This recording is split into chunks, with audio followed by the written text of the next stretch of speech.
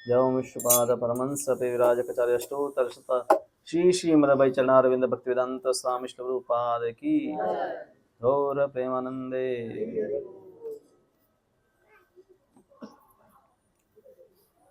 जय जय श्री चैतन्य जय नित्यानंद।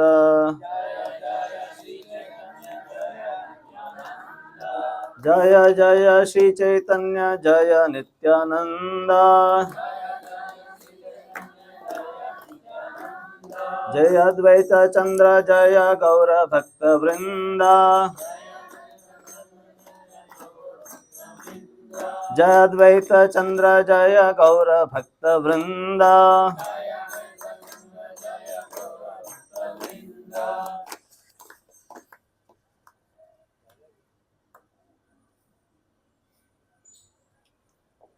चैतन्य चरितामृत कुछ अनाउंसमेंट तो नहीं है। हरे कृष्णा। सब आपके मोबाइल अगर किसी के पास है तो वो साइलेंट या स्विच ऑफ कर लीजिए 1 घंटे के लिए ताकि अच्छे से सुन पाए। हरे कृष्णा।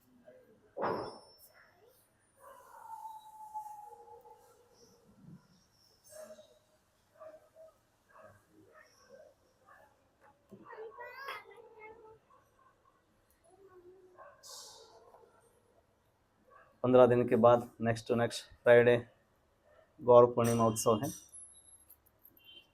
तो आप में से जो 1 साल से अधिक समय से आ रहे हैं परिचित होंगे गौर पूर्णिमा चैतन्य महाप्रभु के आविर्भाव के बारे में।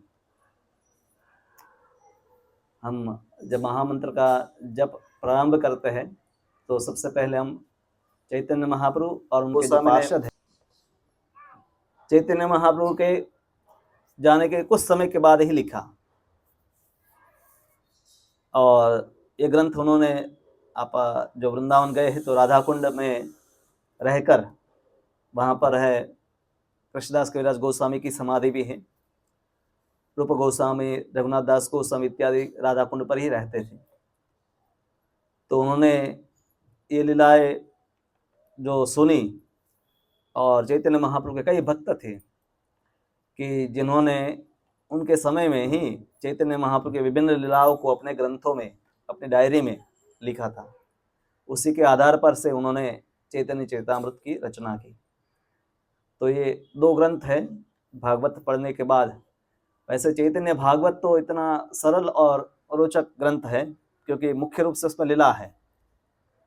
तो कोई भी नया भक्त आता था तो भक्ति सिद्धांत सरस्वती ठाकुर कहते कि आप चैतन्य भागवत पढ़ो, क्योंकि चैतन्य महाप्रभु की लीला है उसमें इतनी रसप्रद रूप से दी गई है कि कोई भी उसको पढ़कर भी भक्त बन जाता था। तो इसलिए अब चैतन्य भागवत तो अभी कथा के रूप में भी उपलब्ध है और मूल है संस्कृत बंगाली और उसका अनुवाद भी उपलब्ध है, जिसमें पर चैतन्य चरितामृत है उसमें भागवत के बाद उसको पढ़ने का बताया गया है, क्योंकि इसमें कथा के साथ तत्वज्ञान काफ़ी चर्चा की गई है। तो पहला अगर आप भाग पढ़ते हैं आदि लीला, इसको 3 खंड में 3 भाग है इसके, आदि लीला, मध्य लीला और अंत्य लीला। और चैतन्य भागवत है उसमें आदि खंड, मध्य खंड और अंत्य खंड इस प्रकार से है।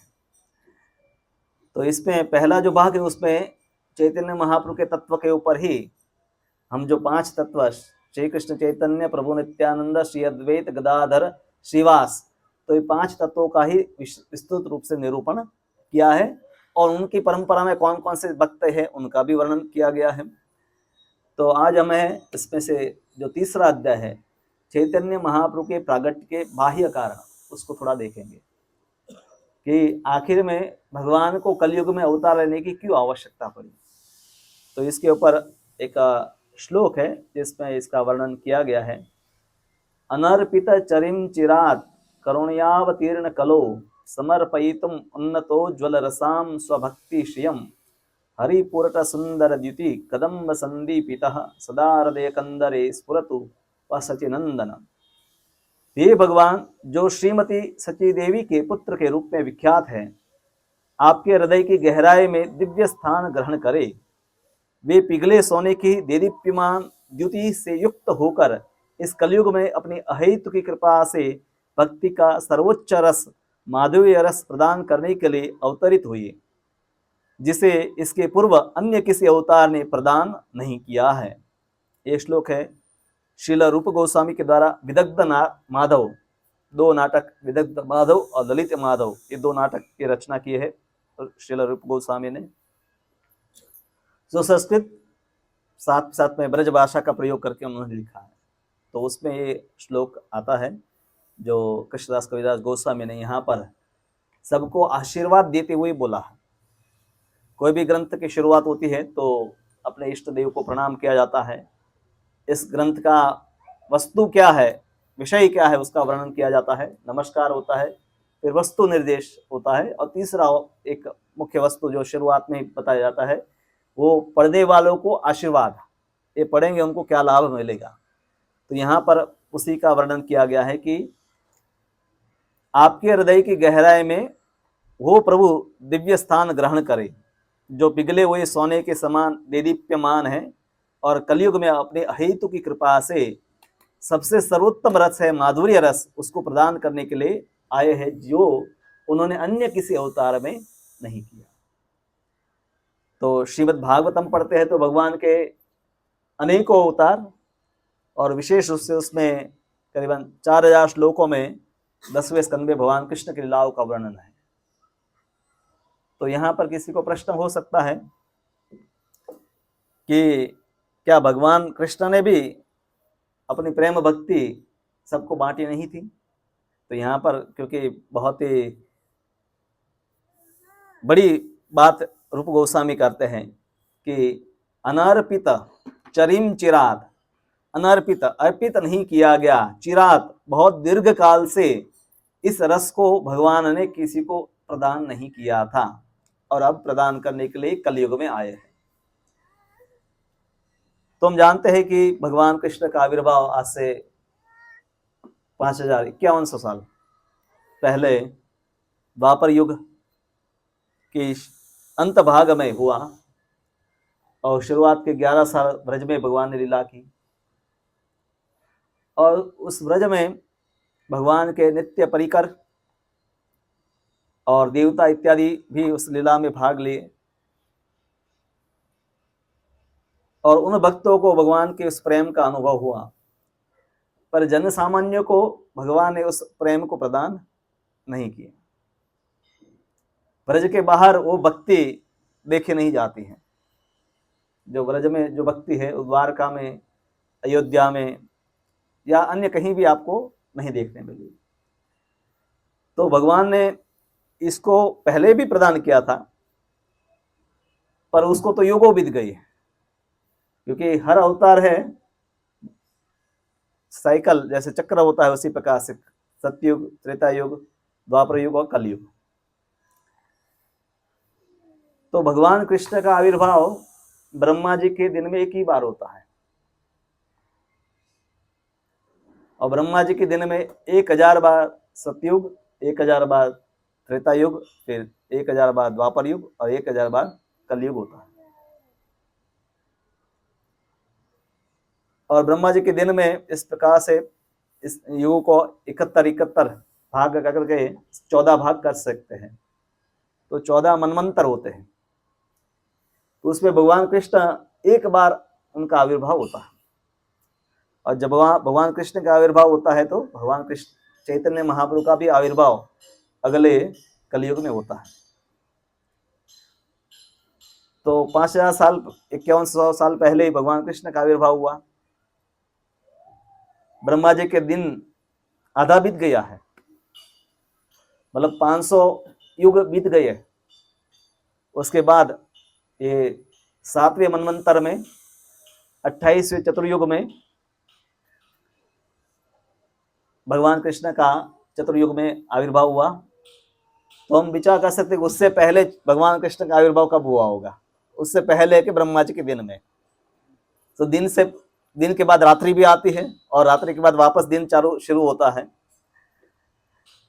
तो चैतन्य महाप्रभु के रूप में भगवान ने इस रस का पूर्व कलयुग में भी प्रदान किया था, पर उसको तो युगों बीत गए, अरबों साल बीत गए, करोड़ों नहीं अरबों साल बीत गए।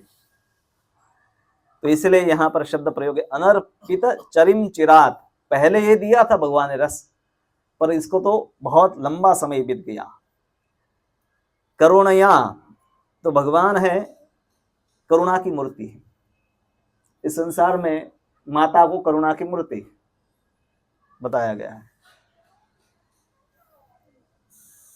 माँ की ममता संसार में उसकी तुलना किसी और प्रेम के साथ नहीं की जाती। यहाँ पर भगवान को सच्चिनंदन कहा गया। डायरेक्ट चैतन्य महाप्रभु का नाम नहीं लिया गया, उनकी माता का उल्लेख किया गया है। तो माता में स्वाभाविक रूप से ही वात्सल्य होता है अपने बच्चों के प्रति। तो उसी प्रकार से सच्चिनंदन कहकर सची माता में जैसे चैतन्य महाप्रभु के लिए अपने पुत्र के लिए प्रेम है, वात्सल्य है, करुणा है, उसी प्रकार से माता के लक्षण पुत्र में भी होते हैं। तो उस प्रकार से सची माता की जो करुणा है, जैसे माता की स्वाभाविक करुणा है, वो चैतन्य महाप्रभु में भी जीवों के प्रति है। तो इसीलिए चैतन्य महाप्रभु के अवतार में जो करुणा है भगवान ने दिखाई है, इस अवतार को रूप गोस्वामी महावदन्याय, सबसे ज्यादा कृपालु कहा जाता है। क्योंकि भगवान कृष्ण रूप में आए तो उन्होंने शर्त रखी। भगवद गीता में हम सुनते हैं, सर्वधर्म्यान परित्यज्य माम एकम शरणं व्रज, सब धर्मों को छोड़कर के मेरी शरण में आओ। तो सब लोग भगवान की शरण में नहीं आए, और जो आए उसमें भी ब्रज के भक्त बहुत कम हैं, फिर द्वारका के, मथुरा के अलग अलग भक्त हैं।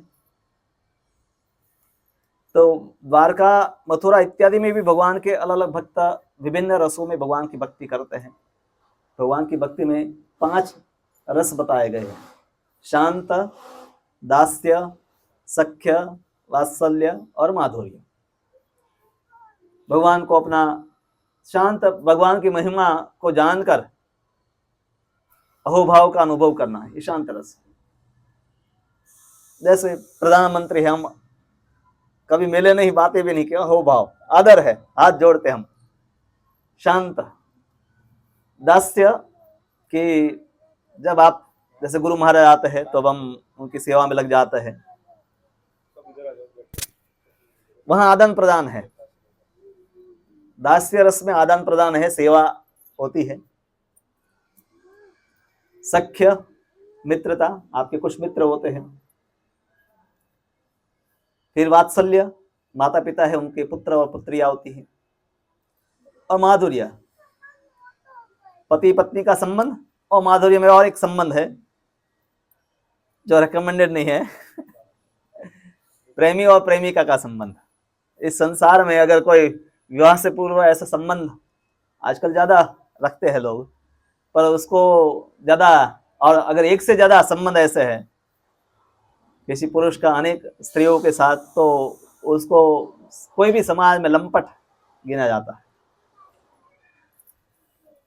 पर जब भगवत भक्ति की बात आती है तो भगवान का सभी जीवों के साथ विभिन्न रसों में संबंध है। तो अयोध्या में भी भगवान के दास, सेवा करने वाले भक्त हैं। जैसे हनुमान जी प्रसिद्ध है भगवान राम के सेवक, और उनके मित्र हैं, विभीषण हैं, सुग्रीव भगवान के मित्र हैं, भगवान मित्रता करते हैं सुग्रीव के साथ। उसी प्रकार से मथुरा में भी भगवान के सेवक है, मित्र है। द्वारका में भी कई भगवान के मित्र है और सेवक है। माता पिता भी साथ में रहते हैं, वसुदेव जी, देवकी इत्यादि। उसी प्रकार से अयोध्या में भी कौशल्या, सुमित्रा, कैकेयी इत्यादि वात्सल्य रस में है। पर जो ब्रज में जो दास्य है, ब्रज में जो सख्य है, वो और कहीं नहीं दिखाई देता है। सामान्य जो घटना आप देख सकते हैं कि सुबह सुबह कृष्ण के मित्र जो है, श्रीदामा, सुदामा इत्यादि जो है, एक तो सुदामा नाम के 2 भक्त हैं, एक तो ब्रज में भी है और एक पोरबंदर में जो है, जिनके साथ जो बाल्य सखा थे, वो ब्रज में नहीं थे। सुदामा जो उनके गुरुकुल में पढ़ रहे थे वो ब्रज में नहीं थे। तो श्रीदामा, सुदामा और अन्य मधुमंगल इत्यादि तो सुबह सुबह कृष्ण के घर पर पहुंच जाते हैं, जहां पर शैया पर सो रहे उसी के पर चढ़ जाते हैं और कृष्ण को उठा देते हैं कि चलो समय हो गया। हा? तो उनके मित्र है, कृष्ण को अपने समान नहीं, अपने बड़े, अपने से बड़ा भी नहीं समझते, अपने समान भी नहीं समझते, बल्कि समझते तो छोटा है, मेरे से छोटा है, हम ज्यादा शक्तिशाली हैं। तो अर्जुन भी भगवान का सखा है, या सुग्रीव और विभीषण भी भगवान के सखा है, पर उनका व्यवहार ब्रज के जो सखा है उस जैसा कभी नहीं होगा, हमेशा उसमें आदर का भाव बना रहेगा।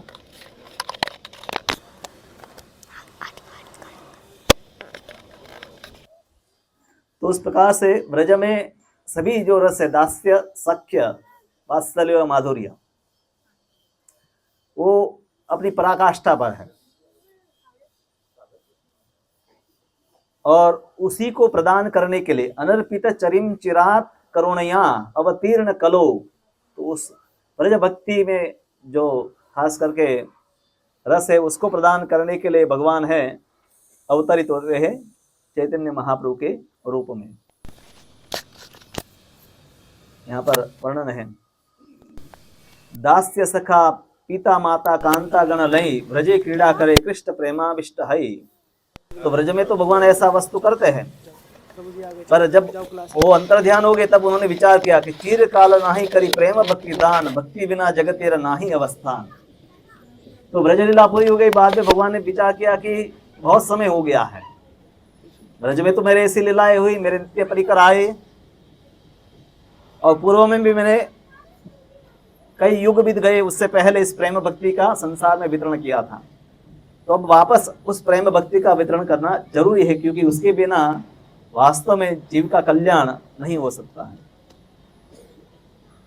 सकल जगत मोर करी विधि भक्ति ब्रज भाव पाइते नहीं शक्ति। संसार में सभी लोग मुझे विधि पूर्वक मेरी भक्ति करते हैं, पर इस विधि भक्ति से कि कोई वृंदावन को पा नहीं सकता है।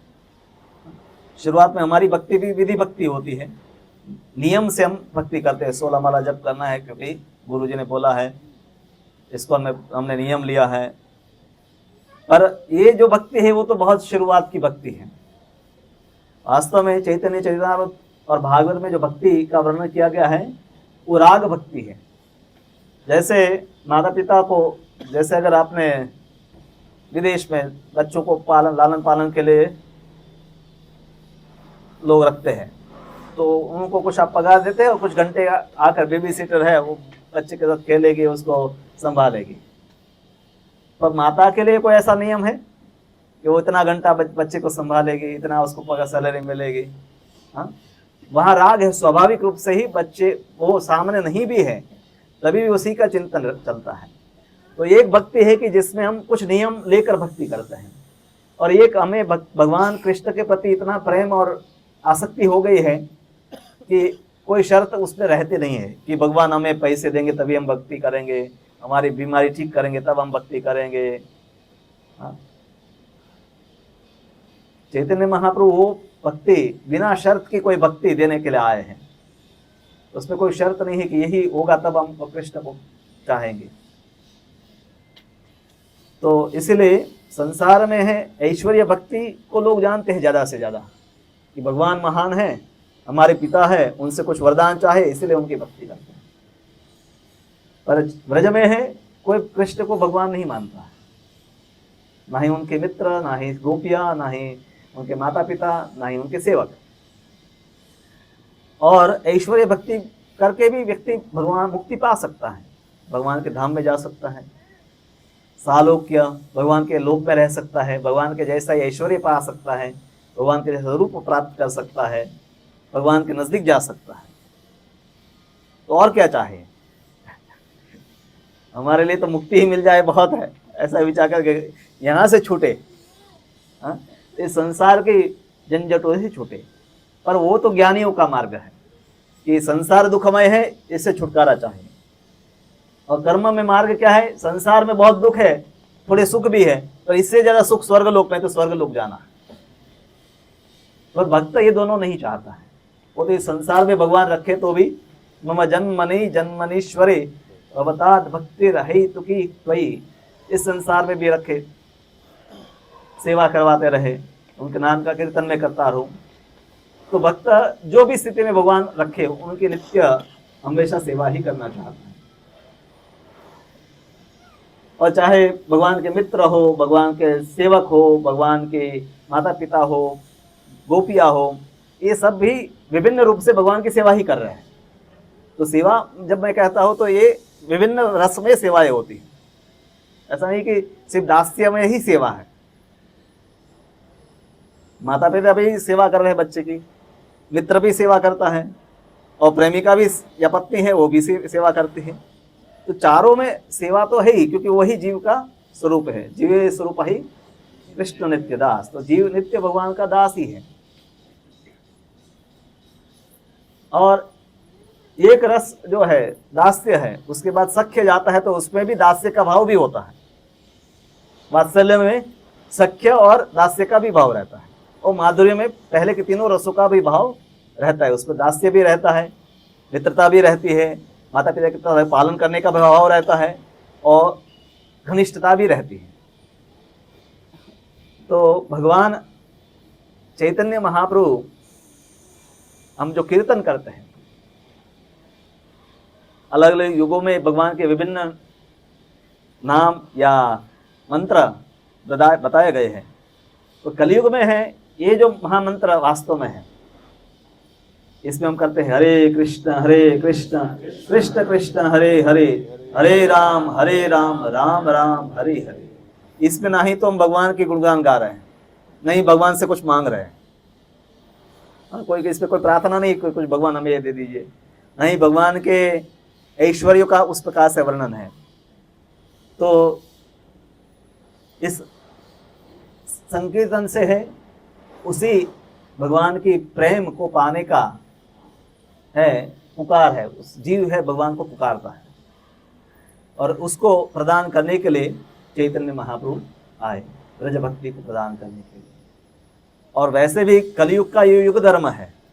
दूसरा चैतन्य महाप्रभु का आविर्भाव का जो कारण है कि कलयुग में है युग धर्म प्रवर्ताइमु नाम संकीर्तन, चारी भाव भक्ति दिया नाचामु भुवन। तो कलयुग का युग धर्म ही संकीर्तन है। आपनी करीमु भक्त भाव अंगीकारे, आपने आचारी भक्ति सिखाई सबारे। तो भगवान से बेहतर कौन सिखा सकता है कि भगवान को क्या चाहिए। कभी कभी मेहमान के लिए हम कुछ बना देते हैं, पर अच्छा है कि मेहमान को पहले पूछ ले कि उनको क्या पसंद है।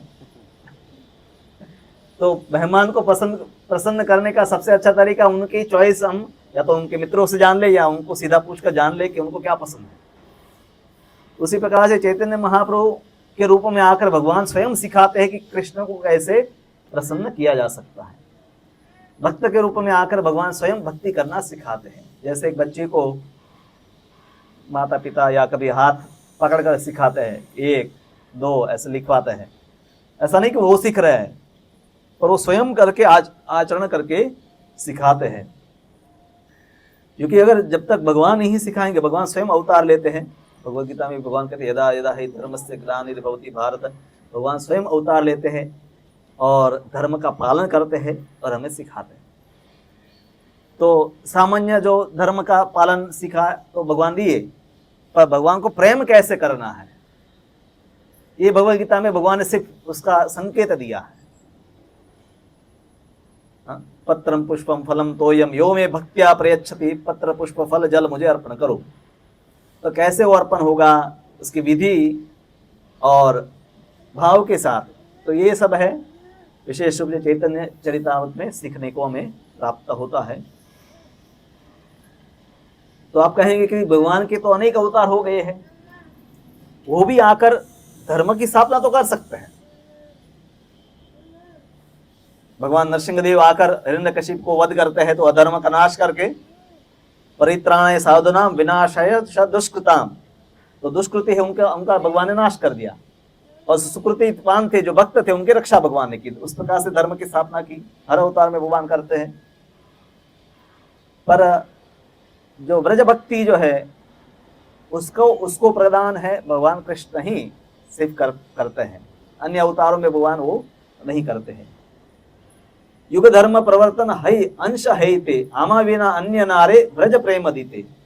तो युग धर्म का प्रवर्तन तो और कोई अवतार भी कर सकता है, पर उसमें ब्रज भक्ति जो है, क्योंकि अलग अलग युग का भी युग धर्म है। जैसे नर नारायण के रूप में आकर भी युग धर्म की स्थापना भगवान ने की, यज्ञ अवतार के रूप में भी भगवान ने युग धर्म की स्थापना की। पर कलयुग का युग धर्म जो है संकेतन, उसकी स्थापना भगवान स्वयं आकर करते हैं। तो इसीलिए भगवान अपने भक्तों के संग में है प्रकट होते हैं इस अवतार में, विशेष रूप से नवदीप धाम में प्रकट होते हैं। और यहाँ पर भगवान के लिए उपमा दी गई है, चैतन्य सिंहेर नवद्वीपे अवतार सिंह गृहव सिंह वीर्य सिंहेर हुंकार। तो चैतन्य महाप्रभु एक शेर की भांति प्रकट हुए। वह सिंह प्रत्येक जीव के हृदय के भीतर आसीन हो, इस प्रकार भी अपनी गर्जना से मनुष्य के हाथी जैसे पापों को दूर कर देता है। जैसे सिंह की गर्जना होती है तो हाथी जितना विशाल पशु भी डर जाता है, उसी प्रकार से चैतन्य रूपी सिंह, क्योंकि ये श्लोक हमने जो गाया उसी में कि वो चैतन्य महाप्रभु के आपके हृदय में निवास करे, तो उनका जब वास होगा तो हाथी जैसे बड़ी बड़ी पातक जो है वो भी दूर हो जाते हैं। तो भगवान का जो नाम हुआ विश्वम्भर, अपनी आरंभिक लीला में उनका नाम था चैतन्य महाप्रभु का विश्वम्भर, क्योंकि वे संसार को, विश्वम्भर तो एक है संसार का पालन करने वाला, भरण पोषण करने वाला, क्योंकि भ्रू जो शब्द है वो भरण या पोषण का सूचक है, पालन का सूचक है। तो भगवान तो वो अन्य अवतारों में हम कहते हैं भगवान विष्णु है, जगत का पालन करते हैं, तो पालन पोषण तो भगवान विष्णु रूप में भी कर रहे हैं, पर भक्ति का वितरण, भक्ति का पोषण है वो चैतन्य महाप्रभु के रूप में भगवान करते हैं। इसलिए भी उनका एक नाम है विश्वम्भर, क्योंकि विष्णु के रूप में तो पालन सदा से कर रहे हैं, पर भक्ति का पालन और पोषण है वो चैतन्य महाप्रभु के रूप में करते हैं। और बाद में चैतन्य महाप्रभु अपनी अन्य लीलाओं में संकीर्तन लीला उन्होंने प्रारंभ की, विशेष रूप से चैतन्य संन्यास लिया, उसके बाद उनका नाम हुआ श्री कृष्ण चैतन्य। तो भगवान है उस नाम से बाद में प्रसिद्ध हुई। इसका भी उल्लेख है, पहले गर्ग संहिता आप पढ़ेंगे, और गर्ग संहिता नहीं तो भागवत में भी वर्णन है, जब गर्ग मुनि आते हैं भगवान कृष्ण का नामकरण करवाने के लिए। वसुदेव जी ही भेजते हैं गर्गाचार्य को, उनके कुल पुरोहित थे वसुदेव जी के। और जब नंद बाबा को पता चलता कि गर्गाचार्य आए हैं कृष्ण और बलराम, क्योंकि बलराम तो सबको पता ही था कि वसुदेव जी के पुत्र है, पर कृष्ण नंद बाबा मान रहे थे वो मेरे ही पुत्र है। तो कहाँ विचार किया कि अब गर्गाचार्य आए तो दोनों बच्चों का एक साथ ही नामकरण करवा देते हैं, क्योंकि वसुदेव जी और नंद भी तो दोनों भाई हैं, दो अलग अलग जो है सुरसेन के पुत्र, तो अलग पत्नियों से हैं, तो एक क्षत्रिय है और एक वैश्य है, दोनों भाई सगे भाई है। तो इसीलिए उनका नामकरण करने के लिए जब आया बात, तो गौशाला में जाकर बहुत गुप्त वेश में नामकरण किया गया, क्योंकि कोई उत्सव, क्योंकि नंद बाबा तो सब ग्वालों के प्रधान थे, तो बड़ा उत्सव उनके घर पर होना चाहिए ऐसे प्रसंग में। तो ऐसा कोई उत्सव होता तो तुरंत, को मथुरा दूर नहीं है ब्रज से, तुरंत वहां पर पता चल जाता कि यहाँ कोई बड़ा उत्सव, नंद बाबा के घर पर भी पुत्र का जन्म हुआ है। और कंस तो ये खोज ही रहा था,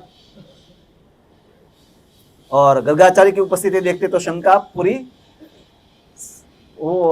सिद्ध हो जाती कि वसुदेव जी के ही पुत्र होंगे, क्योंकि गर्गाचार्य उनके ही पुरोहित है और उन बच्चों का नामकरण करने वो गए हैं। तो गर्गाचार्य नाम करने से पहले ये वर्णन करते हैं, तार युगावतार जानी गर्ग महाशय कृष्ण नाम करने करिया छे निर्णय। तब वो एक श्लोक बोलते हैं, भागवत में आता है 10वें स्कंद में 8वें अध्याय में, आसन्न वर्णोस्त्रयो ह्यस्य गृणतो अनुयुगम तनु शुक्लो रक्तस्तापीत इदानीं कृष्णतां गतः। जब यह बालक विभिन्न युगों में प्रकट होता है, तो गर्गाचार्य वो नंद बाबा को बता रहे हैं कृष्ण के बारे में। तो उसके अन्य 3 रंग होते हैं, ये बालक पहले 3 रंग में प्रकट हुआ था। क्या क्या? श्वेत, लाल तथा पीत। इस समय यह दिव्य श्याम रंग में प्रकट हुआ है, इसलिए मैं इनका नाम काला है, इसलिए कृष्ण रखता हूं। तो यहां श्वेत, लाल और पीत, तो पीत जो शब्द है, शुक्ल, रक्त, पीत वर्ण, यही 3 द्युति सत्य, त्रेता, कली काले धरे न श्रीपति। तो ये तो द्वापर युग की बात थी। तो अन्य 3 युगों में ये 3 वर्ण होते हैं, श्वेत, लाल और पीत। तो ये भगवान के शरीर की कांति है जो सत्य, त्रेता और कलयुग में होती है। शुक्ल, रक्त और पीत। शुक्ल मतलब सतयुग में हो गया, रक्त मतलब त्रेता युग में हो गया, और पीत क्योंकि तीसरा युग तो चल रहा था, उसमें तो बताया को काला वर्ण भगवान का होगा। तो तीसरा जो वर्ण बताया वो क्रम से ही कलयुग के लिए बताया गया। तो उस प्रकार से वहां पर गर्गाचार्य ही घोषित कर देते कि भगवान पीत वर्ण में प्रकट होते हैं कलयुग में, और इसका वर्णन है अन्य पुराणों में भी प्राप्त होता है। अब द्वापर युग में भगवान श्याम रंग लेकर अवतरित हुए थे, इस संदर्भ में पुराणों तथा अन्य वैदिक ग्रंथों के कथन का यही सार है। अब कलयुग का जो युग धर्म है, इसका भागवत में अन्य कई जगह पर वर्णन आता है। कलयुग युग धर्म नामेर प्रचार तथि लागी पीत वर्ण चैतन्य अवतार। तो कलयुग में युग धर्म है भगवान के नाम का कीर्तन। भागवत में ही वर्णन आता है, जब नव योगेंद्र है निमि महाराज के पास आते हैं, तब वो अलग अलग युग में भगवान के अवतार, उनके कार्यों के बारे में पूछते हैं। और मुंडक उपनिषद में भी इसका प्रमाण मिलता है, नारायण संहिता में, कलो तो नाम मात्रेण पूज्यते भगवान हरि ही।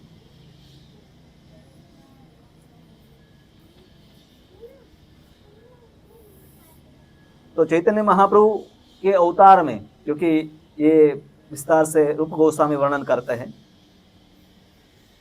कि किसी को भी अवतार या महापुरुष नहीं माना जाता है। उनके कई लक्षण, उनके शरीर में भी कई लक्षण होते हैं। उनकी ऊंचाई कितनी होगी, उनका छाती कैसा होगी, उनकी आंखें कैसी होगी, उनके नाखून कैसे होंगे, ये सब सामुद्रिक ग्रंथों में व्यक्तित्व का विशेष वर्णन किया गया है। जो भी महापुरुषों में ऐसे लक्षण है पाए जाते हैं, उनकी भुजाएं इतनी लंबी है कि वे घुटनों तक पहुंचती है, उनकी आंखें कमल के फूलों सदृश होती है, उनकी नासिका तिल के फूल और उनका मुख कमल चंद्रमा जैसा सुंदर होता है, और समस्त सद्गुणों के मूर्तिमंत स्वरूप वो होते हैं। तो इस प्रकार से इनका वर्णन है, महापुरुषों का वर्णन शास्त्रों में मिलता है। वो सब लक्षण है चैतन्य महाप्रभु के शरीर में भी विद्यमान थे।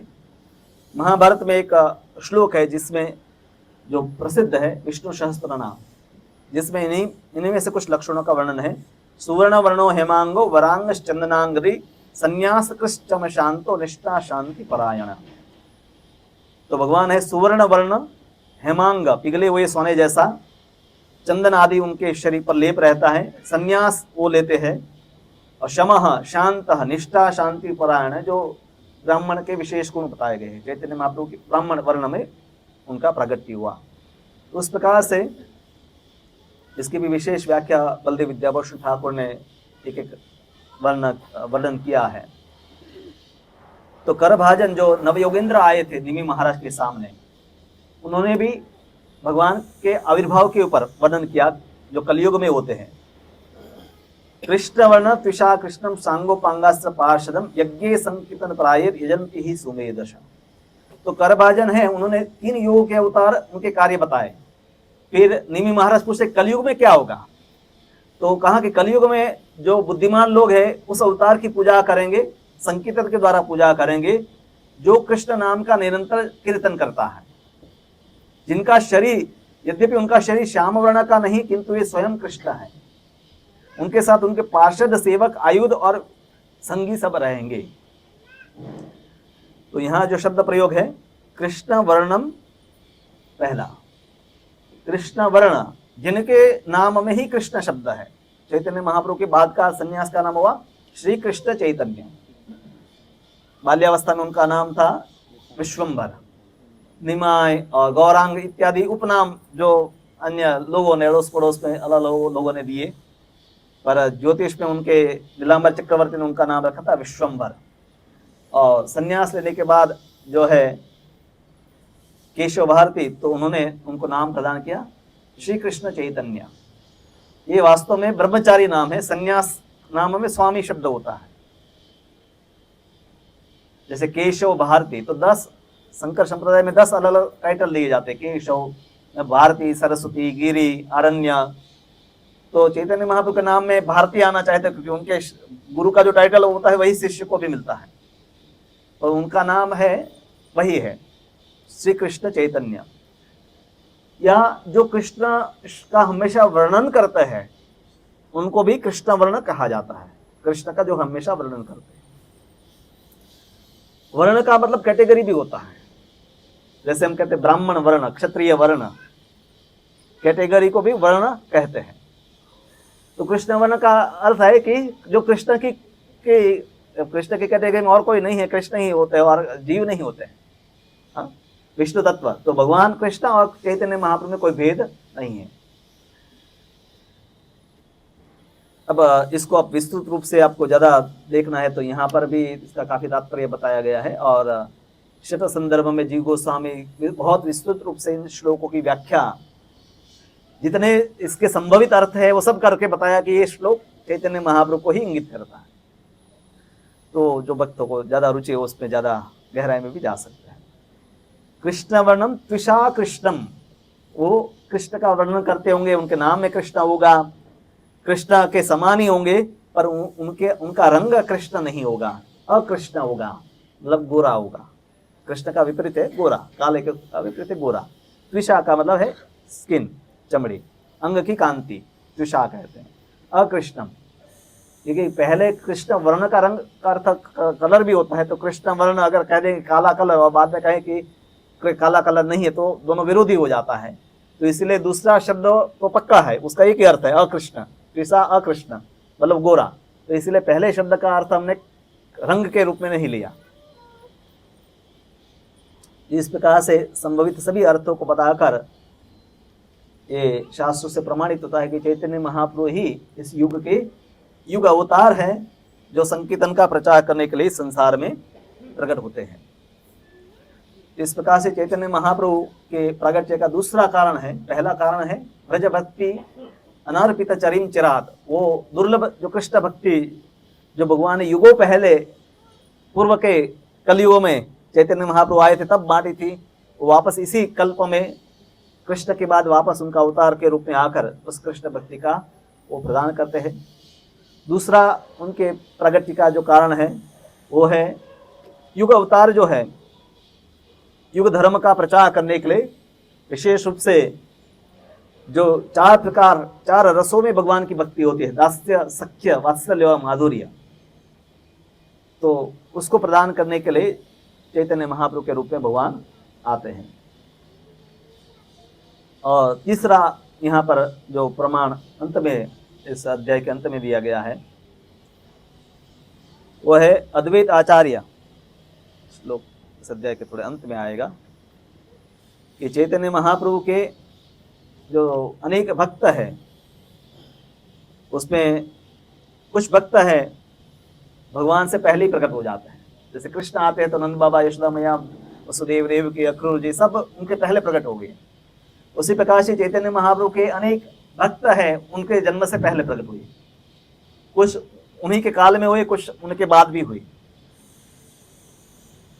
तो उसमें एक जो है भगवान के अवतारी है, अद्वैत आचार्य है, भगवान से भिन्न नहीं है।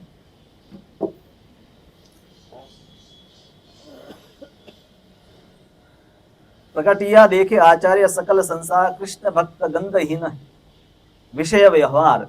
तो अद्वैत आचार्य है भगवान सदाशिव और भगवान विष्णु के ही युगल अवतार है।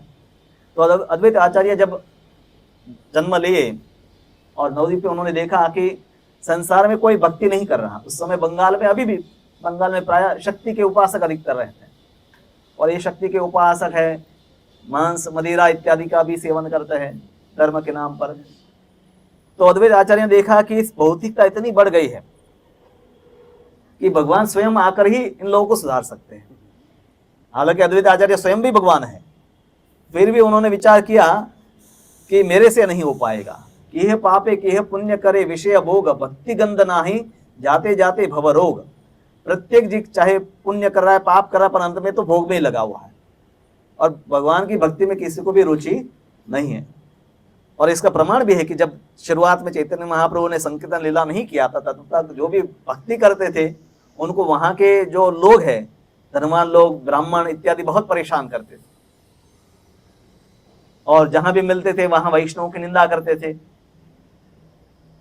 तो ये देखकर है अद्वैत आचार्य को बहुत दुख हुआ कि इनका कैसे उद्धार होगा, क्योंकि इनको उपदेश देने जाते हैं तो भी सुनते नहीं है।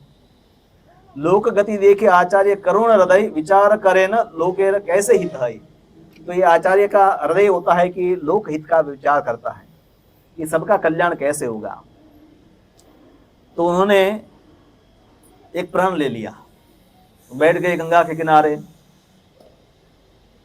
आपने श्री कृष्ण यदि करे न अवतार, आपने आचरी भक्ति करे न प्रचार। तो उन्होंने विचार कर लिया कि भगवान कृष्ण ही अवतार लेंगे और स्वयं आचरण करके सिखाएंगे तो लोग भक्ति करेंगे। तो इसीलिए अब मैं अपने शुद्ध मन से भगवान की तब तक आराधना करता रहूंगा, उनको नित्य गंगा जल और तुलसी अर्पण करता रहूंगा जब तक भगवान स्वयं प्रकट नहीं हो जाते। शुद्ध भावे करीब कृष्णेर आराधन, निरंतर चे सदैन्य करीब निवेदन। आनिया कृष्णेर करो कीर्तन संचार, तबे से अद्वैत नाम सफल आमार। तो कहा कि आप आकर सबका उद्धार करें तभी मेरा अद्वैत नाम सफल होगा। अद्वैत क्योंकि भगवान से अभिन्न है तो, और भगवान के पूर्णांश है, तो उनकी वो पूजा देखकर कृष्ण वश करीबे न कोनाराधने, विचारित एक श्लोक आई तार मने। तो वो इस प्रकार से विचार कर रहे थे तो उनके मन में एक श्लोक आया, गौतमी तंत्र में बताया गया है। क्या श्लोक है?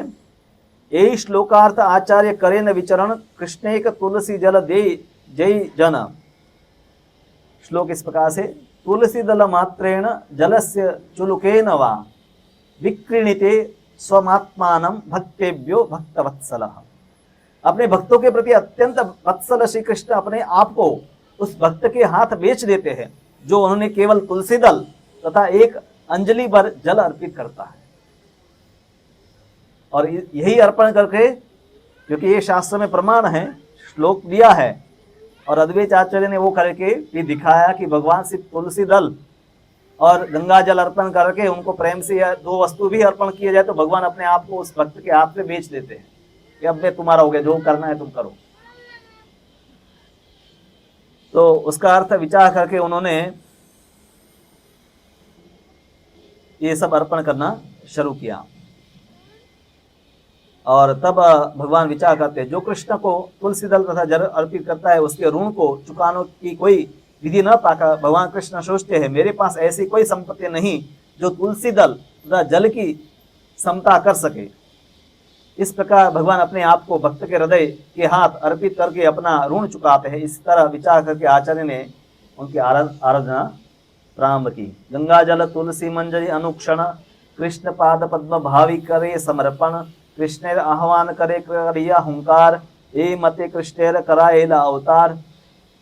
तो बहुत लंबे समय तक, अब देखते हैं अद्वैत आचार्य बहुत बूढ़े हो गए थे जब चैतन्य महाप्रभु का आविर्भाव हुआ। तो ऐसा नहीं कि दिन दो दिन, कई सालों तक उन्होंने ऐसी आराधना की। गंगा जल और तुलसी शालिग्राम शिला को अर्पण करके इस प्रकार से भगवान को जोर जोर से पुकारते थे। इसको कहते हैं हुंकार। अद्वैत आचार्य का एक स्तोत्र भी है हुंकार। चैतन्य अवतार मुख्य हेतु भक्तेर इच्छा अवतारे धर्म सेतु। तो चैतन्य महाप्रभु के आविर्भाव का ये भी एक कारण है कि भक्त की इच्छा थी, इसलिए भगवान प्रकट होते हैं। क्योंकि शास्त्रों में अनेक जगह पर है भगवान को भक्त वत्सल कहा गया है कि भगवान भक्त की इच्छा पूरी करने के लिए ऐसा अवतार लेते हैं। और ऐसे भगवान अनेक अवतार भी लेते हैं। इस प्रकार से इस अध्याय में भगवान की लीलाओं के बाह्य कारण, सबसे पहला जो व्रज भक्ति अनर्पित चरिम चिरात, एक माता जैसे करुणा करती है बच्चे के ऊपर, लालन पालन सब करती है, उसी प्रकार से व्रज भक्ति को प्रदान करने के लिए भगवान आविर्भाव होते हैं चैतन्य महाप्रभु के रूप में, जो भगवान अन्य अवतारों में व्रज भक्ति प्रदान नहीं करते हैं, उस प्रकार की लीलाओं को प्रकट नहीं करते हैं। और दूसरा कारण बताया कि कलयुग का युग धर्म है संकीर्तन, और ये संकीर्तन रासलीला से कहीं कम नहीं है। संकीर्तन है भगवान का प्रेम, भक्त जब भगवान से आकर्षित होते हैं, प्रेम से उनका कीर्तन करते हैं। जो द्वापर युग में भगवान रासलीला ब्रज में करते हैं, वही कलयुग में संकीर्तन के रूप में प्रकट होता है। और तीसरा कि अद्वैत आचार्य ने भगवान को पुकारा और इसलिए भगवान है प्रकट होते हैं। तो इस प्रकार से कृष्णदास कविराज गोस्वामी इन कारणों का चर्चा करते हैं। जब भगवान आते हैं तब अकेले नहीं आते हैं। कृष्ण वर्णम तुषार कृष्णम सांगोपांगास्त्र पार्षदम, तो अंग, उपांग और शस्त्र, ये तीन वस्तु साथ में होती है। जैसे ये हाथ है, अंग है, तो ये उंगलियां उसकी उपांग है, अंग के अंग, उसको उपांग कहते हैं।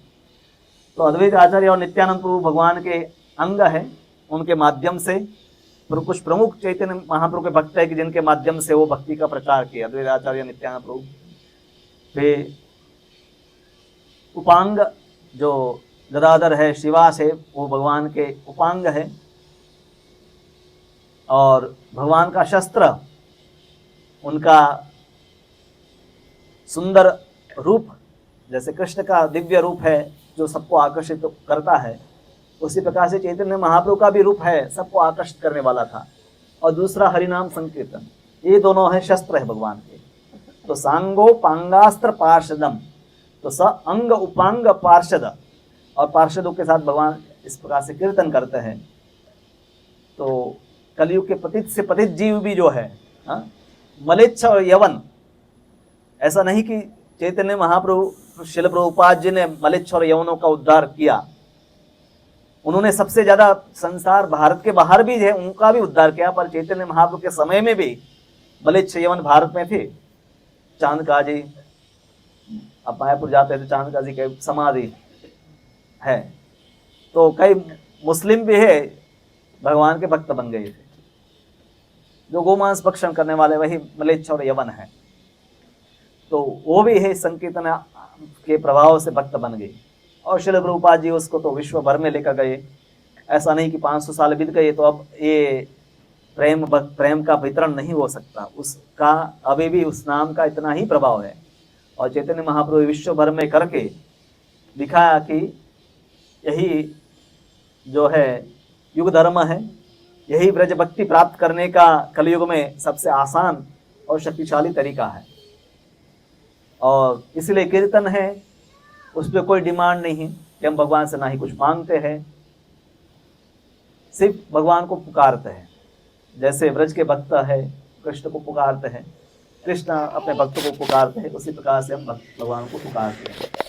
हरे कृष्ण कृष्ण कृष्ण हरे हरे, हरे राम राम राम हरे हरे, हरे कृष्ण कृष्ण कृष्ण हरे हरे, हरे राम राम राम हरे हरे, हरे कृष्ण कृष्ण कृष्ण हरे हरे, हरे राम राम राम हरे हरे। तो श्रील प्रभुपाद जी ने यह हमें दिव्य आंदोलन दिया है। हालांकि आज के समय में भी जैसे संकीर्तन बंगाल में शुरू हुआ था, उस समय भी वहाँ के ब्राह्मण हैं समझ नहीं पाए कि संकीर्तन क्या है। उनको तो लगता है कि देवी की भक्ति जिसमें मांस मदिरा इत्यादि अर्पण करना है, उनसे भौतिक वरदान प्राप्त करना है, और इसी प्रकार से धर्म का मतलब इसी प्रकार से ऐश्वर्य प्राप्त करके भोग करना।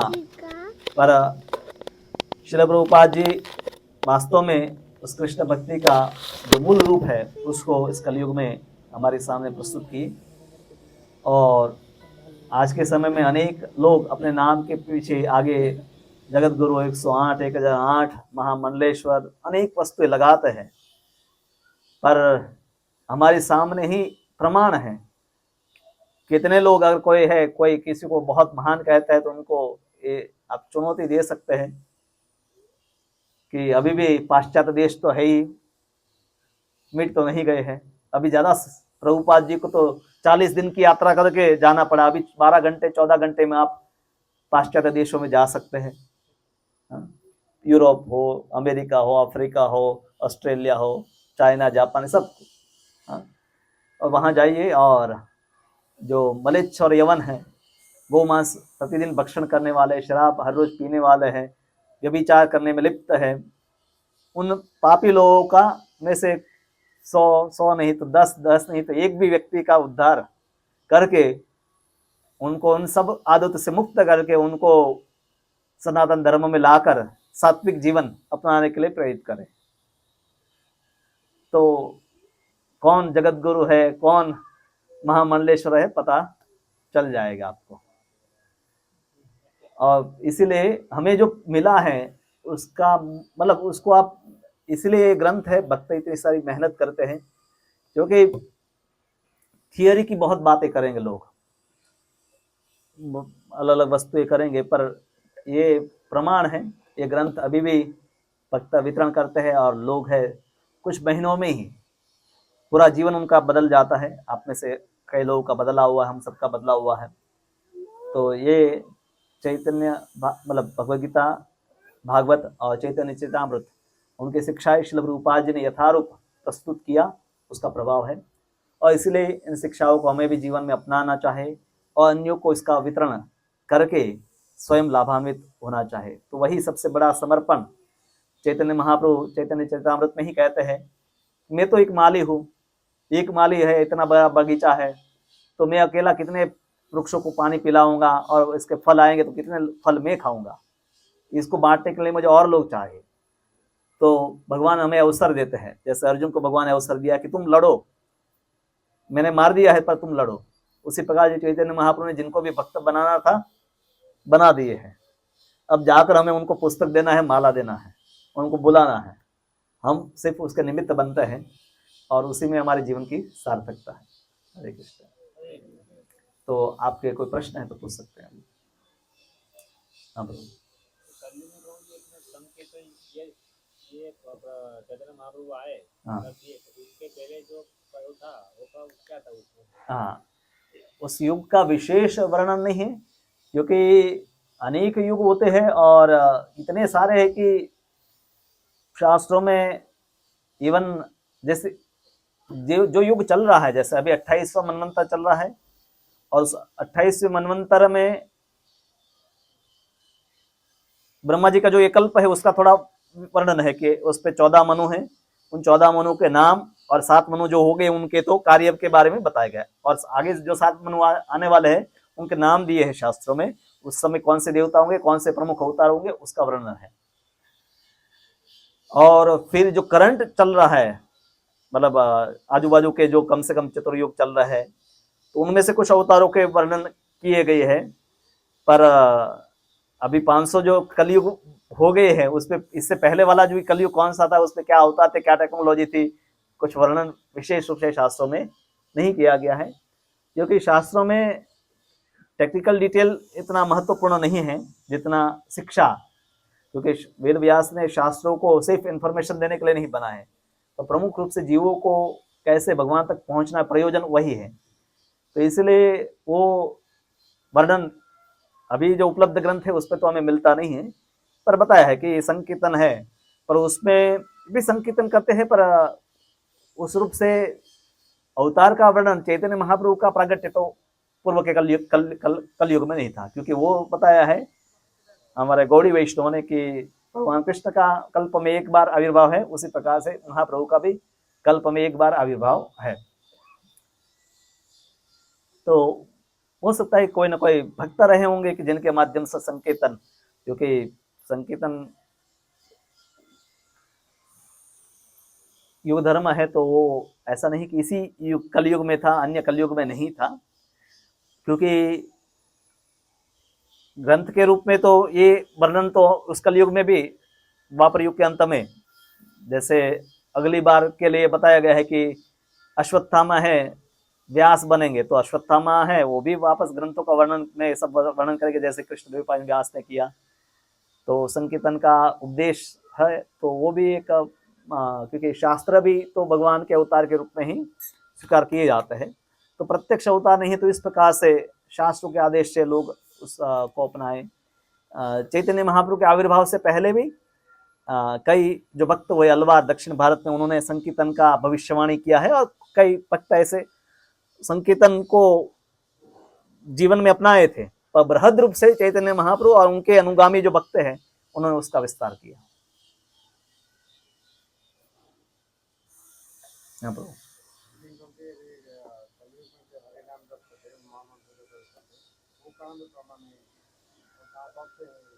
कलयुग में जो हरिनाम है, कलेशंतरोपनिषद है, जिसमें नारद जी ब्रह्मा जी के पास जाकर पूछते हैं कि हमें बताए कि जीवों का कल्याण कलयुग में कैसे होगा, तब ये वर्णन आता है कलेशंतरोपनिषद। पर 50 से अधिक ग्रंथ है कि जिसमें हरे कृष्ण मंत्र का उल्लेख किया गया है, तो वो सब आप है, चाहे तो मैं आपको भेज दूंगा पुस्तक आपके ग्रुप में, जिसमें चैतन्य महाप्रभु की भविष्यवाणियां और महामंत्र की भविष्यवाणियां कौन से ग्रंथ में 4-5 पेज का एक डॉक्यूमेंट आता है कि जिसमें सभी श्लोक और प्रमाण सब दिए गए हैं। चैतन्य महाप्रभु का भी एक ऐसा है, चैतन्य महाप्रभु की भविष्यवाणियां विभिन्न ग्रंथों में और हरे कृष्ण मंत्र के रेफरेंसेस। हाँ बोलिए।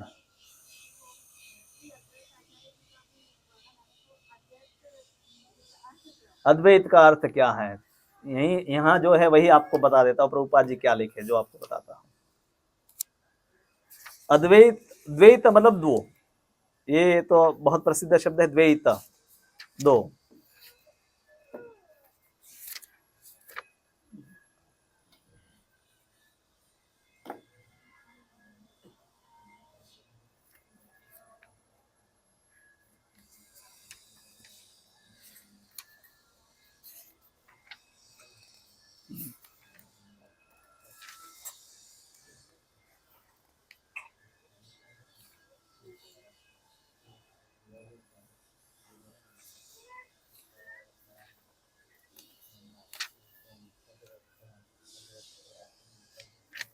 नहीं अभी आया था। हाँ, आनिया कृष्णेर करो कीर्तन संचार, तबे से अद्वैत नाम सफल आमार। मेरा अद्वैत नाम तभी सार्थक हुआ जब मैं कृष्ण को पवित्र नाम के संकीर्तन आंदोलन का प्रवर्तन करने के लिए प्रेरित कर सकूंगा। अद्वैत शब्द सामान्य रूप से मायावादी प्रयोग करते हैं। वो कहते हैं कि जीव और ईश्वर में कोई भेद नहीं है, इसलिए दो नहीं है, एक है। अद्वैतवादी मायावादी दार्शनिक जो झूठे ही विश्वास करते हैं कि वह भगवान से अभिन्न है। अद्वैत प्रभु की तरह भगवान से प्रार्थना नहीं कर सकता। अद्वैत प्रभु भगवान से अभिन्न है, किंतु वे पूर्णांश के रूप में निरंतर भगवान की सेवा करते हैं। तो अद्वैत उनको इसीलिए कहते हैं कि वो महाविष्णु के ही अवतार है। तो जीव भगवान के विभिन्न अंश है। ममे वांश जीव लोक जीव भूत सनातन, भगवान जीव भगवान के अंश है। और भगवद गीता में भगवान कहते हैं कि विभिन्नांश अंश है, भगवान से हम सेपरेटेड है। पर सेपरेटेड का अर्थ ये नहीं है कि जैसे बिल्कुल अलग है। जब दो वस्तु जैसे पानी और तेल, दोनों का स्वभाव अलग ही है, एक दूसरे के ऊपर निर्भर ही नहीं है। तो इसीलिए अद्वैत में कहते हैं कि कोई फर्क है ही नहीं, जीव और ईश्वर एक ही है। जीव भूल गया इसलिए अपने आप को जीव मानता है, और उसको समझ में आ जाएगा तब वो समझ जाएगा कि मैं ही ईश्वर हूं। तो इसीलिए वो लोग अपने आप को अद्वैतवादी कहते हैं कि द्वैत नहीं है, एक है। और यहाँ पर अद्वैत आचार्य के लिए अद्वैत शब्द इसलिए प्रयोग है क्योंकि वो भगवान विष्णु ही है और सदाशिव जो भी भगवान विष्णु ही है। पर जैसे बलराम जी है और कृष्ण है, उसको कोई फर्क नहीं है, दोनों भगवान है। पर बलराम के रूप में जैसे लक्ष्मण के रूप में आकर भगवान राम की सेवा करते हैं, तो भगवान ही अपने अलग अलग रूप लेकर अपनी ही सेवा, जैसे शेष के रूप में भी उनकी सेवा कर रहे हैं, भगवान की शैया बनते हैं, वो भी भगवान का ही विस्तार है। तो यहाँ पर किंतु वे पूर्णांश के रूप में निरंतर भगवान की सेवा करते, भगवान में समा नहीं जाते हैं, मतलब उनका अपना अस्तित्व बना रहता है। तो भगवान अपने जब विभिन्न रूप लेते हैं तो वो भी हमेशा अस्तित्व में रहते हैं, जैसे कूर्म, वराह इत्यादि। और जीव जो है हमेशा के लिए जीव है, ऐसा नहीं कि उनका अस्तित्व समाप्त हो जाएगा मुक्ति के बाद। तो इसीलिए जो मध्वाचार्य ने बाद मत दिया उसको कहते हैं द्वैतवाद। इसलिए मध्वाचार्य का चित्र जहां भी देखेंगे वहां 2 उंगली ऐसे रखी होगी। एक तो आज के नेता ऐसा 2 उंगली करते हैं, विक्ट्री साइन, उन्होंने ऐसे रखा है, 2 ऐसे नहीं है, ऐसे है। तो 2 द्वैत, तो कहते हैं कि जीव और ईश्वर 2 तत्व हमेशा है, और हमेशा हम इसमें अभेद भी है, क्योंकि भेद अगर हम कहते हैं कि 2 सेपरेट एंटिटी है, उनका एक दूसरे का कोई संबंध नहीं है, तो जीव भी एक स्वतंत्र शक्ति हो गई, ईश्वर भी एक स्वतंत्र शक्ति हो गई, पर ऐसा नहीं है। तो इसको समझाने के लिए चैतन्य महाप्रभु ने जो सिद्धांत दिया उसको कहते हैं अचिंत्य भेद अभेद तत्व। एक ही साथ अभेद है, क्योंकि जीव हमेशा भगवान से पूरा सेपरेटेड नहीं है, उनके ऊपर हमेशा निर्भर है। जैसे परछाएं हमेशा हमारे पर निर्भर होती है, हमारी परछाई हमारे पर निर्भर होती है, उसी प्रकार से जीव भगवान के ऊपर निर्भर है। और जीव और ईश्वर में भेद है, क्योंकि जीव अति सूक्ष्म है और भगवान है विराट है, तो अभेद भी है भेद भी है, और इसीलिए इस सिद्धांत को अचिंत्य भेद अभेद तत्व कहते हैं। तो जिसमें कुछ हम कह सकते अद्वैतवाद का भी हमने विचार लिया, और द्वैतवाद का एक्सट्रीम नहीं है, द्वैतवाद में भी यही समझ है कि जीव और ईश्वर है, पर भेद हमारे लिए जानना ज्यादा जरूरी है, क्योंकि भेद रहेगा तभी तो हम कहें उनके ईश्वर सेवा करने का भाव रहेगा कि मैं, पर ये भी नहीं है कि हम भगवान से एकदम इतने अलग है कि भाई सेवा का कोई संबंध ही न बने। जैसे आपका और किसी और एक व्यक्ति दुनिया में कोई है, दोनों सेपरेटेड है, तो कोई लिंक ही नहीं है, ऐसे भी भेद नहीं है। तो जैसे उसको कहा गया बिंब और प्रतिबिंब, जैसे हम आईने में देखते हैं, हम है बिंब है और हम सामने दिखाई देता है, उसको प्रतिबिंब कहते हैं। तो उसी प्रकार से जीव है भगवान का प्रतिबिंब है, और प्रतिबिंब जितना दूर होता है, जैसे प्रतिबिंब का भी प्रतिबिंब भी हो सकता है, जैसे बहुत सारे आईने लगाए तो इनफाइनाइट ग्लास होता है, इसमें आपको बहुत सारे आपके प्रतिबिंब दिखाई देंगे। तो उसी प्रकार से अलग अलग जीव में भी भगवान की शक्तियां अलग अलग स्तर पर प्रकट होती है। देवताओं में वो ज्यादा प्रकाशित होती है, जीव में अल्प मात्रा में ही है। ब्रह्मा जी में बहुत ज्यादा मात्रा में वो गुणों को प्रकट होते हैं, सामान्य जीव में वो बहुत अल्प मात्रा में है। तो जीव है भगवान का प्रतिबिंब है, और अद्वैत आचार्य है क्योंकि भगवान से भिन्न नहीं है, इसलिए उनको अद्वैत कहा गया। पर अद्वैतवादियों का अद्वैत का विचार अलग है।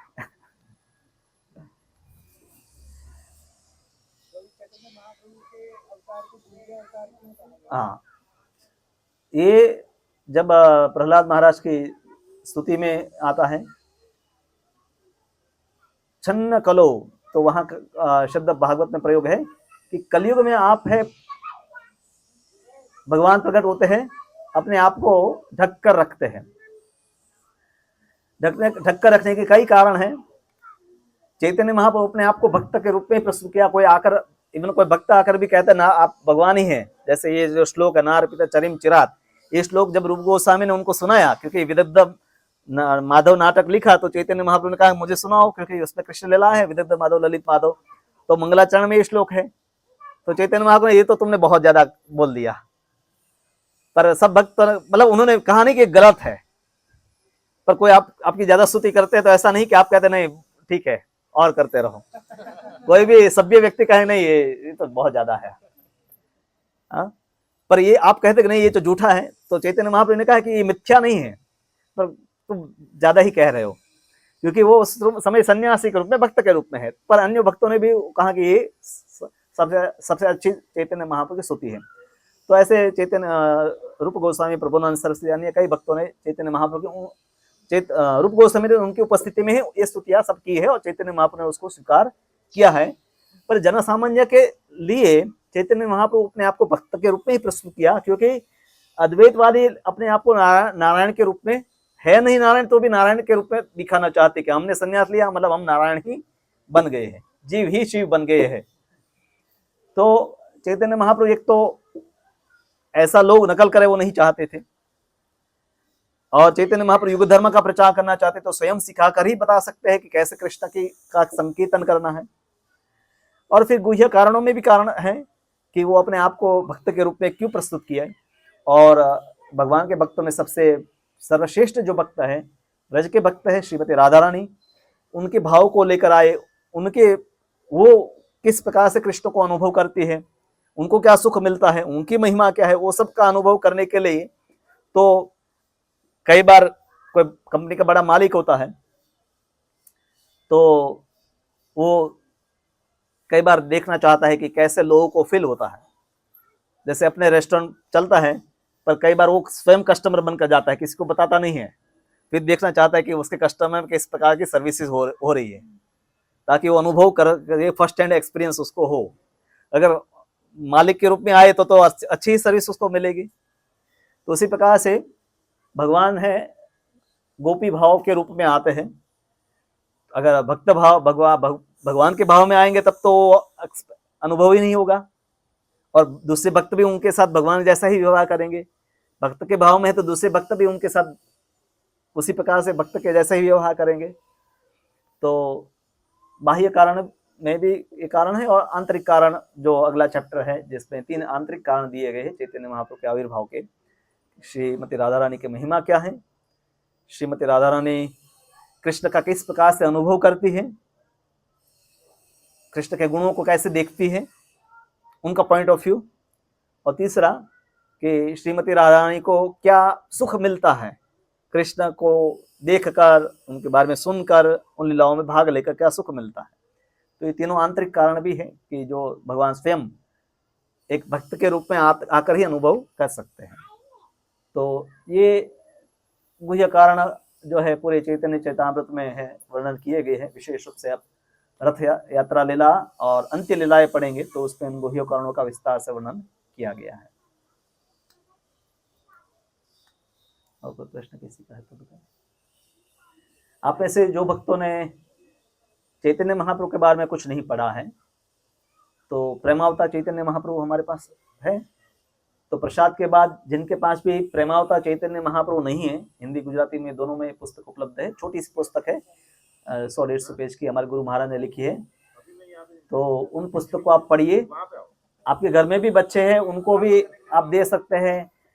हम खास करके गाँव में स्कूल में बच्चों को बांटते हैं किताब, क्योंकि चैतन्य महाप्रभु की पूरी लीलाएं बहुत संक्षिप्त में अच्छी तरह से दी गई है, कथा के रूप में है। विस्तृत रूप में ऐसे 9 पुस्तक है चैतन्य चरितामृत, जिसको, और फिर 7 पुस्तक है चैतन्य भागवत के। तो वो पढ़ने में आपको समय लग जाएगा, पर ये जो छोटी पुस्तक है प्रेमावतार चैतन्य महाप्रभु 100 पेज की पुस्तक है, उसको आप पढ़िए। आपके घर में बच्चे हैं, उनको आप किसी भी लोगों को गिफ्ट देना है इस होली के अवसर पर, तो हमारे गुरु महाराज का ये था कि गुजरात में हर घर पर ये पुस्तक हो। तो इस अवसर पर विशेष रूप से जैसे गीता मैराथन है, उसी प्रकार से आप 10, 20, 25, 50 किताब लेकर इसका वितरण करें अपने सगे संबंधी, पड़ोसी जो भी मित्र इत्यादि को भी इसका गिफ्ट करें, ताकि गुजरात में भी लोगों को चैतन्य महाप्रभु की महिमा के बारे में पता चले। हरे कृष्ण। तो प्रसाद के बाद सब भद्र कृष्ण प्रभु वगैरह आपको देंगे। तो आपके पास है तो भी बांटने के लिए आप लीजिए। ऑलरेडी किताब की 1 लाख से अधिक प्रति वितरित हो चुकी है, और भी वितरण गुजरात में होना चाहिए। बहुत सारे फैमिली है, सबके पास तो नहीं पहुंची है। तो इसमें बहुत सारे सुंदर रंगीन चित्र भी है। एक मिनट माइक लेता हूँ।